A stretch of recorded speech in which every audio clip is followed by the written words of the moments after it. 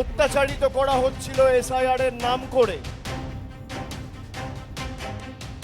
প্রায় 2 মাস 2.5 মাস ধরে গরিব মানুষ, বয়স্ক মানুষ সবকিছু ঠিক থাকার পরেও তাদের নাম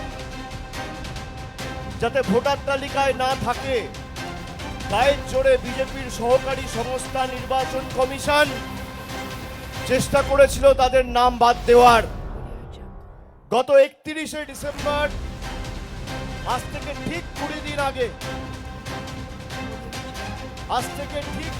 আগে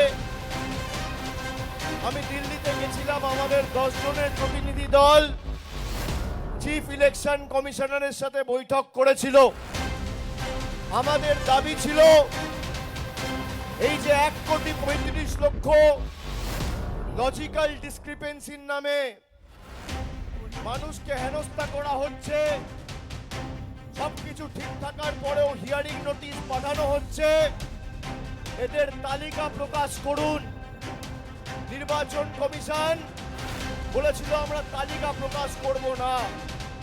তার কারণ তালিকা যদি প্রকাশিত হতো এদের খেলাটা ধরা পড়ে যেত।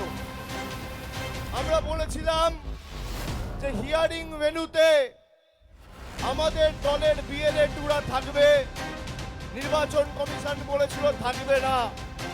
আমরা বলেছিলাম নির্দেশিকা তাহলে আপনি জারি করুন, যদি নির্দেশিকা জারি না করেন তৃণমূল কংগ্রেস হিয়ারিং ভেন্যু ছাড়বে না।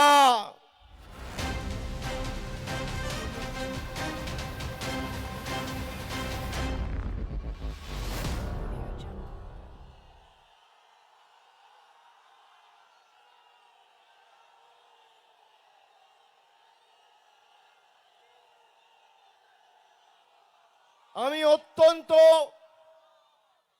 খুশি এবং আনন্দিত।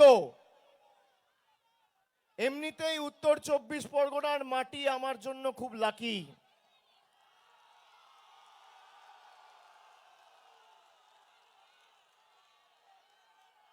এই মাটি স্পর্শ মানে জয় নিশ্চিত। বিরোধীদের চক্রান্তের বেড়াজাল ভেঙে চূর্ণ বিচূর্ণ করেছে এই জেলার মাটি বরাবর। আজকে আস্তে আস্তে খবর পেলাম দেশের সর্বোচ্চ আদালত সুপ্রিম কোর্ট তৃণমূলের দাবিকে মান্যতা দিয়ে বলেছে লজিক্যাল ডিসক্রিপেন্সি লিস্ট রিলিজ করতে হবে। শুধু তাই নয়, ওরাল আর্গুমেন্ট চলাকালীন আমি যতটুকু শুনেছি বিচারপতিরাও বলেছেন বিএলএ-2রা হিয়ারিং এ থাকবে। এর সাথে যারা হিয়ারিং এ যাচ্ছে তাদেরকে রসিদ দিতে হবে, অ্যাকনলেজমেন্ট দিতে হবে। বিজেপির এসআইআর এর খেলা শেষ।